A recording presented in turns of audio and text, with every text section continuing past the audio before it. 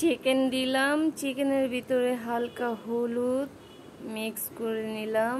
এখন তেলের মধ্যে দিয়ে ভেজে নিচ্ছি।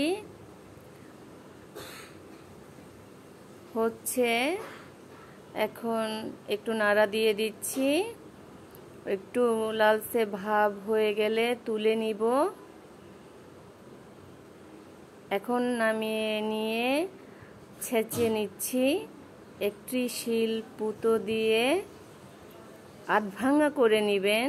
এখন সবজিগুলোকে আমি সিদ্ধ করে একটু তেলের মধ্যে নাড়াচাড়া দিয়ে সমস্ত কিছু দিয়ে হলুদ, ধনে, মরিচ কুচি দিয়ে দিলাম। এখন নেড়ে দিচ্ছি। নাড়াচাড়া দিয়ে এভাবে করে নামাবো।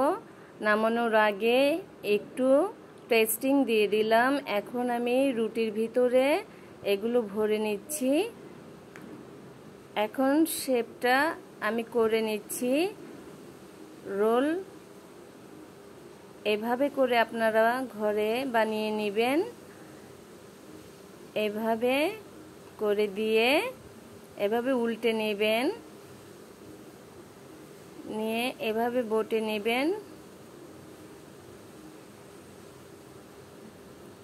আলতো করে একটু আঙুল দিয়ে পানি ভিজিয়ে শেপটা লাগানোর জন্য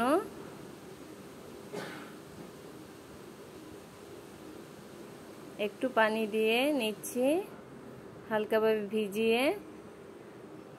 এখন ভেজে নিচ্ছি গরম ফুটন্ত তেলে।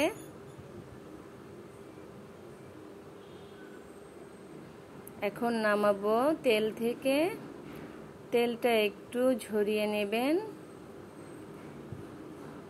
এখন তুলে ফেলবো। আমি একটি পাত্রের মধ্যে তুলে রাখলাম। এভাবে করে আপনার হয়ে যাবে ঘরে বসে সুন্দর রেসিপি ভেজিটেবল চিকেন রোল।